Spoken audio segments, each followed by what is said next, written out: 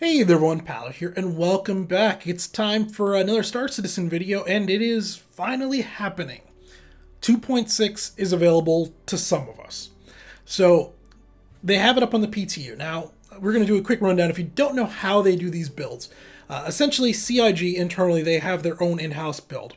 When they have a build that they're roughly ready to push out to the community, put up on the server, what they do is they roll it out to a select limited group called the Evocate. This is like a 500-person group. These guys get the build and they run it for whatever amount of time, a couple of days, a couple of weeks, till they iron out the major problems. When they're satisfied with the build that the Evocati is playing, they then push that build to the PTU.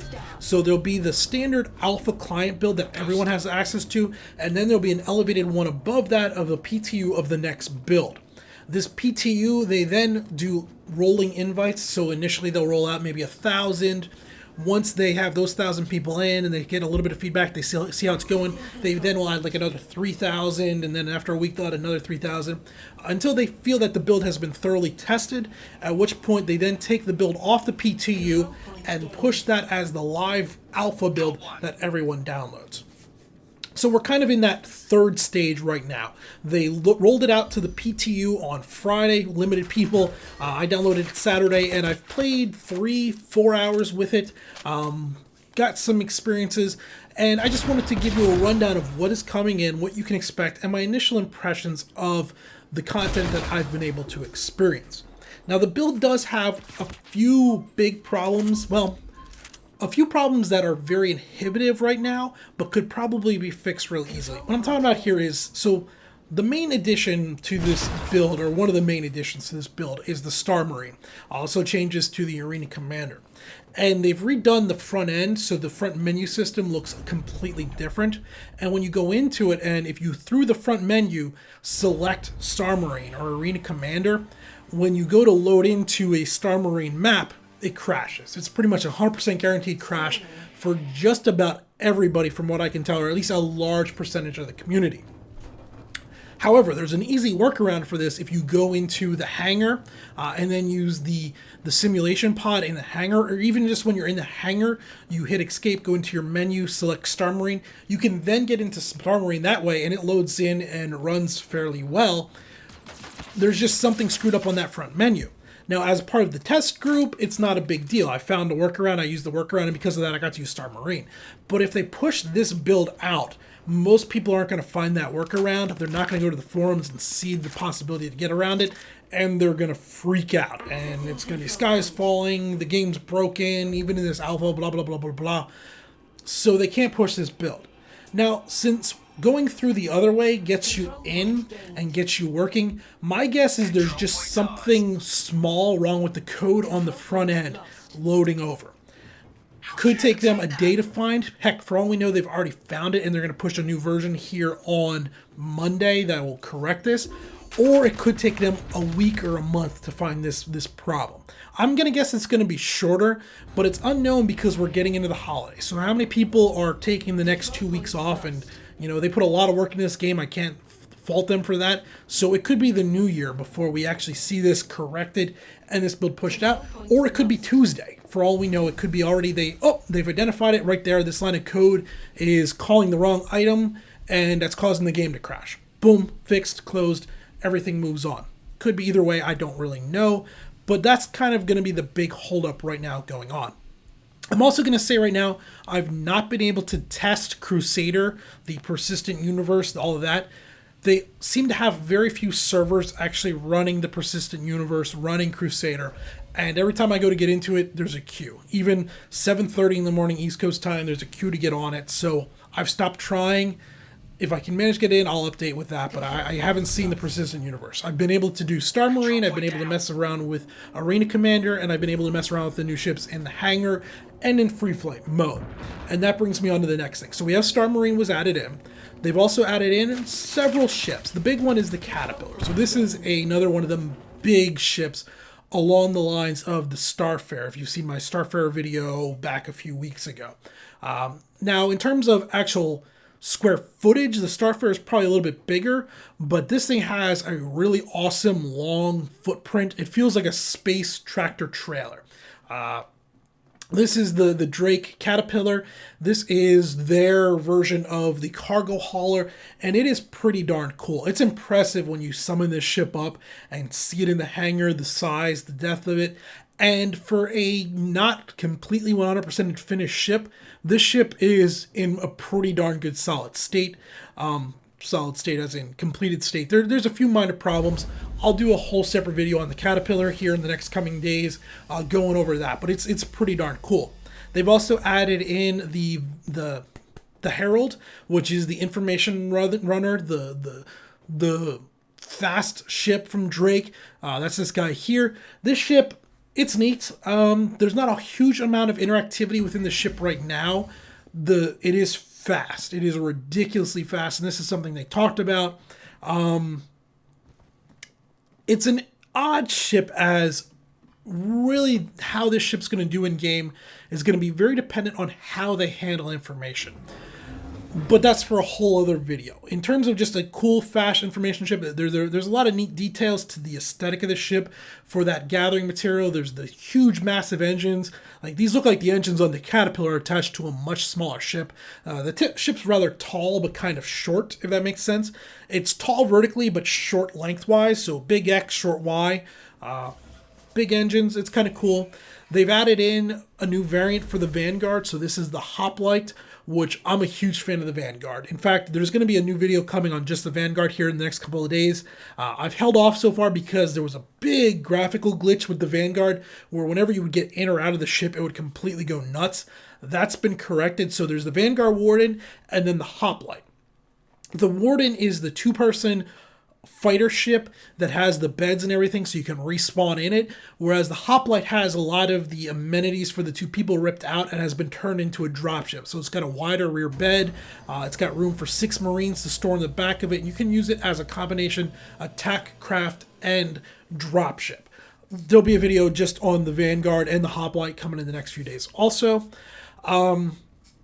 they've added in the new livery system, so this means the 4 big ships that they did through the holiday or the anniversary sale. The holiday sale's going on, but the anniversary sale when they did the new variant for the Hornet, the Saber, the Gladius, and the Avenger.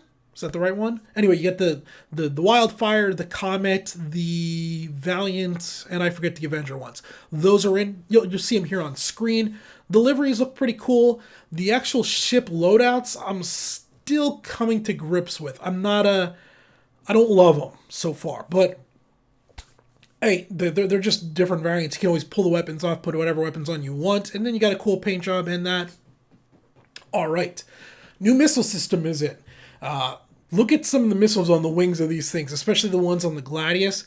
So the difference between size 1s, 2s, 3s, and 4s are now far more noticeable, and they're really cool, especially the size 3 missiles. The size 3 missiles seem awesome. You can't carry a whole lot of these. Like, one size 3 is equivalent to 4 size 1s, but boy, are these things impressive. With the new missile system also comes the missile chase cam. So when you fire a missile, if you continue to hold the missile button, you have a chase cam on that missile, which follows to your target. That's really quite cool, especially when you're firing these larger missiles.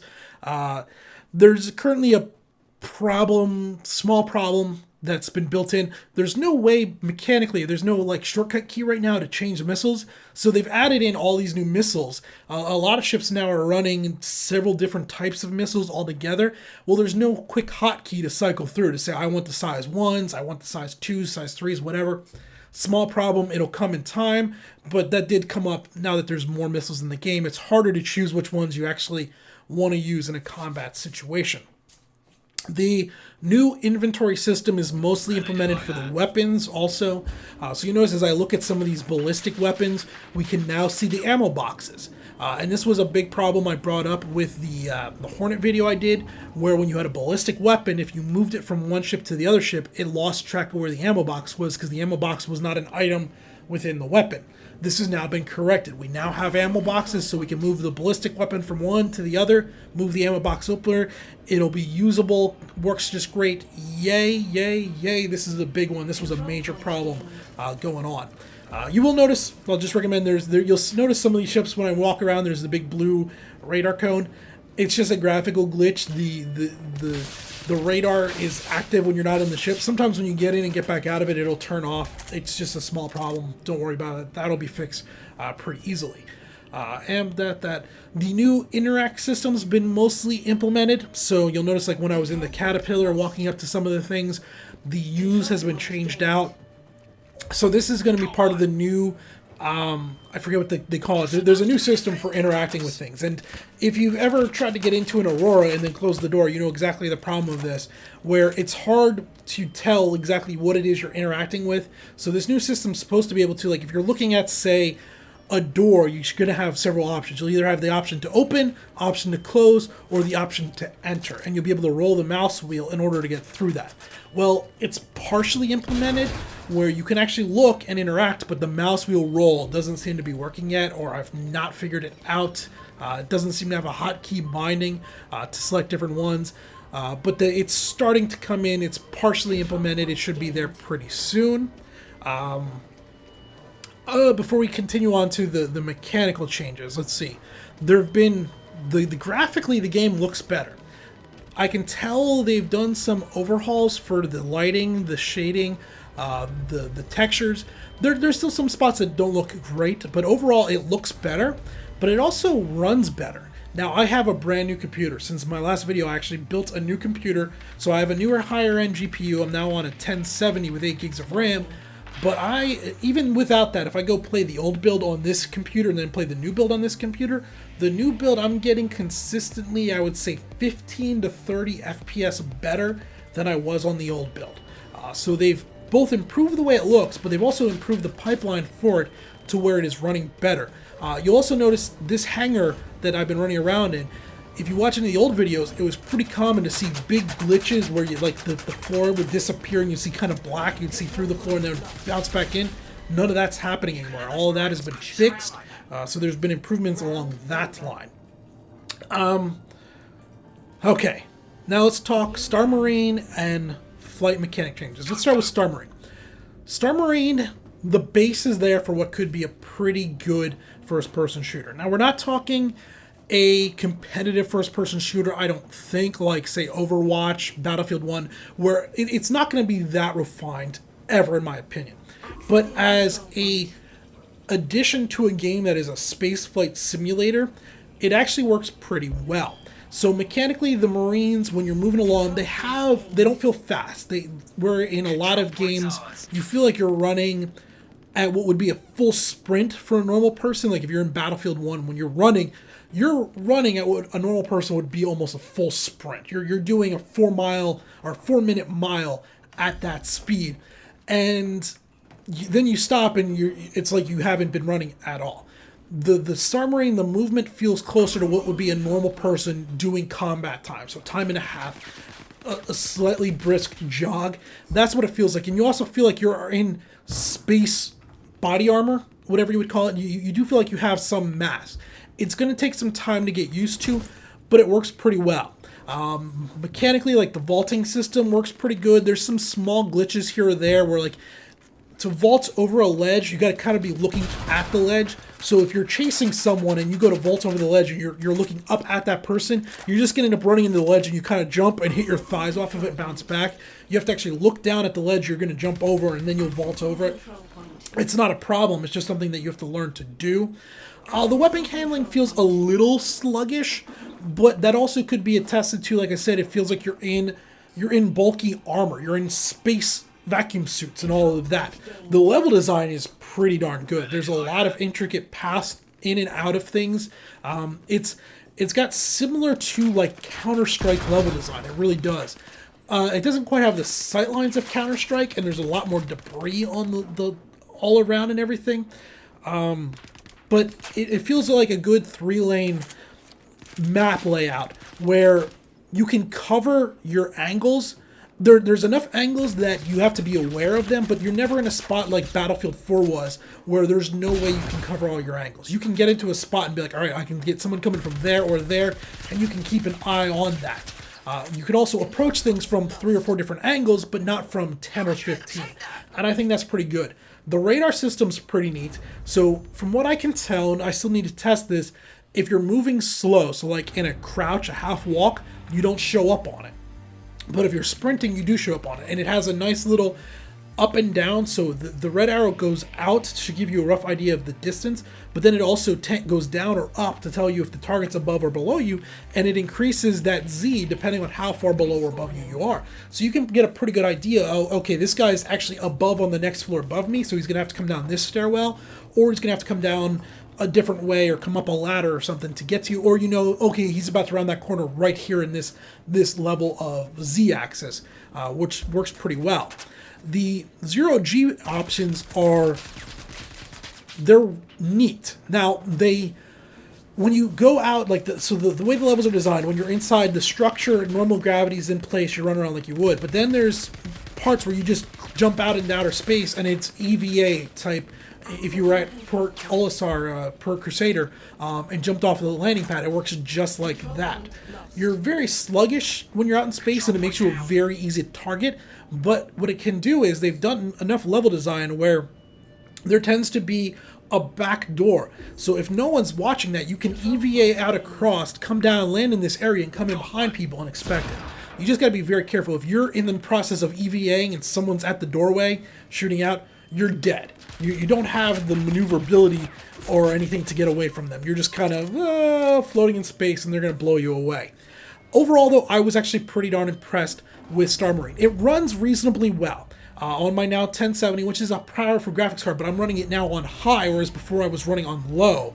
I'm getting consistently about 60 FPS.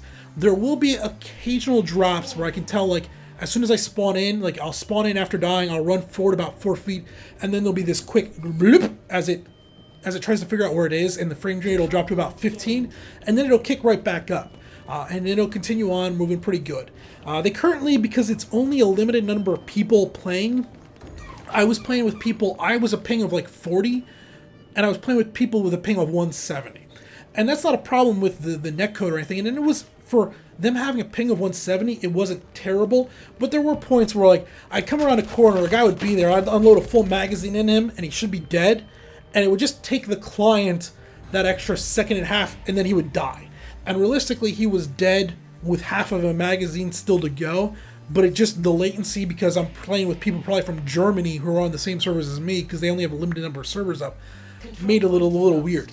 I did get the occasional disconnect. Now, it's an alpha PTU build, I'm not worried about it, but I don't think I ever finished one complete match. I would be able to play for 15 minutes, and then I'd get disconnected. And then I could go right back in, play for another 15-20 minutes, and then I'd get disconnected. That's something that'll work out. It's not a big deal. But when I was actually in, for the most part, the latency felt really good. The game felt responsive, but sluggish. And by that, I'm talking about the turning and the movement felt sluggish because it felt like you were in spacesuit. It felt intentionally designed sluggish. It's encumbered, maybe is the better term than sluggish. You pointed the gun went where you wanted it to, and it felt precise. You weren't a super soldier. You weren't a crackhead running around with instant turn and point. You had to maneuver your body in this heavy armor to get there to do it. The one big problem right now with it, so everything else is either a minor problem that they're going to work out or good. They do have a problem though. That is, right now the sound is off. I'm pretty big on first-person shooters, and something I came across a long time ago, at least for me, the report of a gun, when you fire it, in order to make that gun feel satisfying, it's as much about the visual recoil as it is about the audible recoil. Guns have very crisp, clean reports when you fire them, especially ballistic guns. The sound just isn't there yet. I don't know if it's not been implemented or if they're trying to do some tests with the vacuum, and like when you're firing in vacuum, it's going to sound differently. But you take these like MP45 machine guns and you unload with them, and the audible report, the audible feedback is just really poor. And I'll tell you what, I would take something that's less realistic, where it sounds like you don't have a helmet on, sounds like you're not in vacuum, but is more rewarding and has better feedback because of that, over what they currently have. Now, this could just be an early implementation and the sound's still being reworked. In fact, it almost definitely is being reworked. But right now, the feedback of shooting the gun audibly and when you're getting shot at audibly, I don't like it.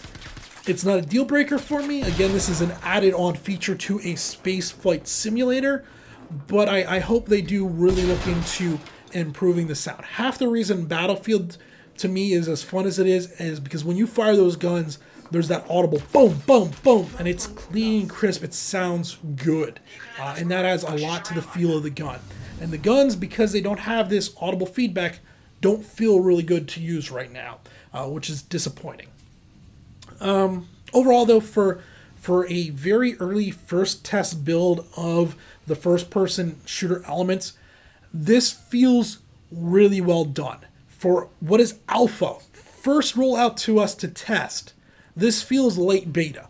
This feels better than some first-person shooters that have launched. It feels more complete and more finished than that. There's some issues to work out, the audio issues, but for an alpha build, it's actually surprisingly good, fleshed out, well designed. Star Marines looking good, The flight mechanics, boy, we're up over 20 minutes already.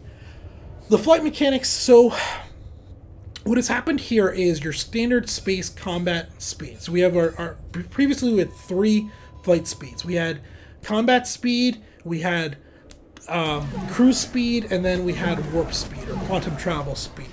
Essentially, what they've done is the space combat speeds have been cut in half across the board. So if previously your ship did 300, it's now doing 150. If it did 100, it's now doing 50. That's actually not where it's at, but they basically cut everything in half. So the slowest ships start off at a speed of about 90 meters per second, 100 meters per second, and the fastest ships are now about 190, 200 meters per second, whereas before they were, I want to say 150 and 300, give or take.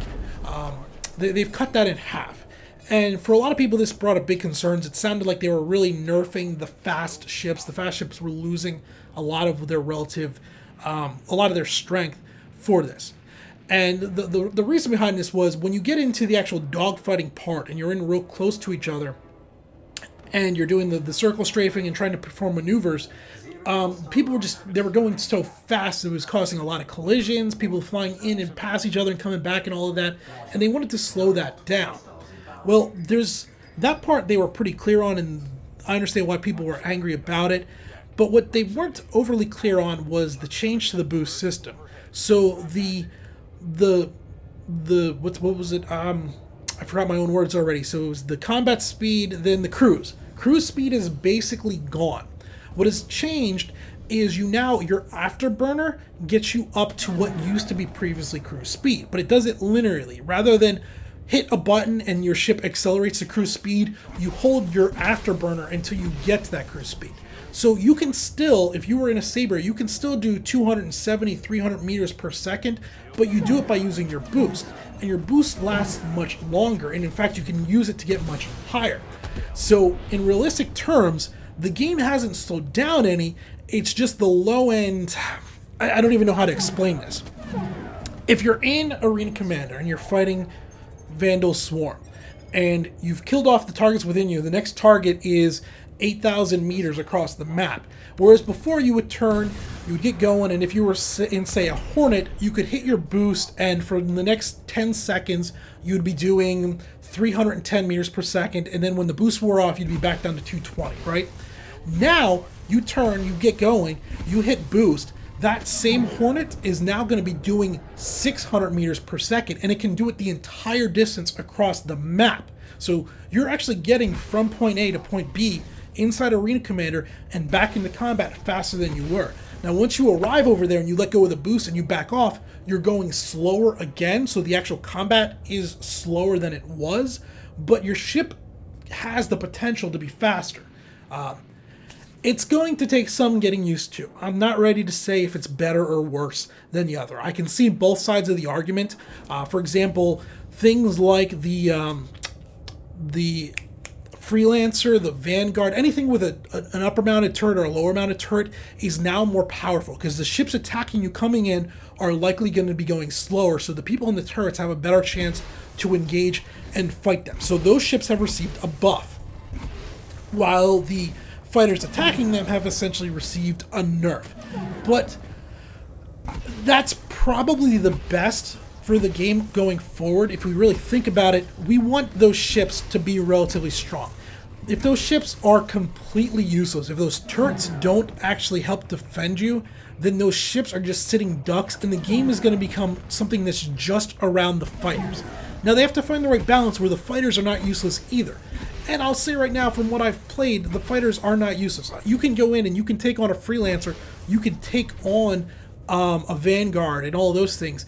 You just need to be a little more aware. Oh, there's a turret now shooting at me. You want to come at it more from below, away from the turret, or more directly to the rear, rather than before, where as long as you weren't in front of its main nose, you felt relatively safe engaging these ships. You can still engage them, you still have the advantage over them, but those fields of fire, those turrets, are a lot more dangerous to you. I think overall, yeah, it's too early to say. I can see the bonuses of both. In Arena Commander, it's probably a bit of a downgrade, but I think in the Persistent Universe, where you're going to be seeing a lot more variety of ships, a lot more of the Constellations, the Freelancers, the Vanguards, the Retaliators, the Starfarers, I think those ships are going to do better, and as a whole, it's probably going to be a net overall gain for the game. I am just rambling now. This video is taking way too long. There's a new Arena Commander mode where instead of Vandal Swarm, it's now Pirate Swarm. This is actually really awesome because no longer are you just fighting Glaives and what was the other ones? The two Vandal ships.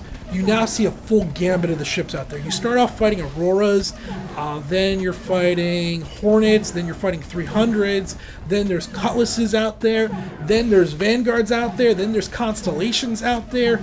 You see a lot more variety of ships, and you're fighting this different variety of ships. It's really quite cool. Fighting a Cutlass in Pirate Swarm is completely different than fighting anything you would in Vandal Swarm. It brings a lot more variety to it. I like it. I think it's really cool. Alright, that's most of it. I'm going to do more videos on each individual part. I just wanted to cover the key changes. There's been a lot. This update is huge. When they do roll it out to everyone, as long as it's relatively stable, I think it's going to bring a lot of renewed interest back into the game. And then we're looking at like a 6-month wait, probably. I'm guessing May timeframe for 3.0, which is going to be planetary landings. But my takeaway just from the PTU is overall the game's running better, looks better. The mechanics are mostly there. The front end, the front menu's broken, but everything else seems to have been improved and is functioning better, both in terms visually and also in terms of performance. That's all good. Star Marine for a very early alpha, yeah, it's got some potential to be a pretty good element addition to the game. All right, that'll do it. That's 28 minutes. Hopefully that lets you know what's going on with 2.6. It's a lot to take in. As soon as it's live, I would recommend downloading it, getting out there, messing around with it. There's some really good content in this update. Until next time, though, this has been Power. Thanks for watching.